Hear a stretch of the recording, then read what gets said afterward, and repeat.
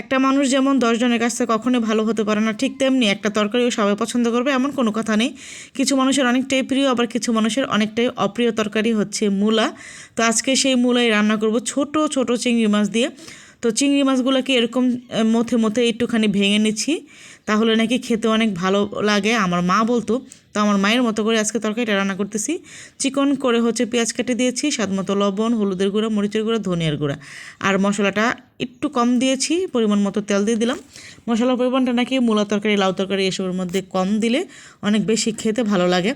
তো সব কিছু একসাথে খুব ভালো করে কষিয়ে নিয়েছি, মশলা থেকে তেল ছেড়ে দিয়েছি। এ পর্যায়ে হচ্ছে মূলাটা দিয়ে উল্টে পাল্টে খুব ভালো করে কষিয়ে নেব।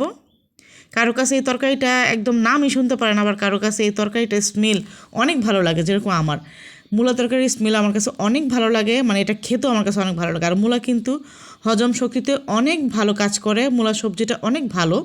যারা যারা খান না তারা একবার মুখে নিয়ে তারপর হচ্ছে দেখবেন। তো আলহামদুলিল্লাহ পরিমাণ মতো ঝোল দিয়ে আমি তরকারিটাকে অনেকক্ষণ জাল করে সময় নিয়ে রান্না করে নিয়েছি।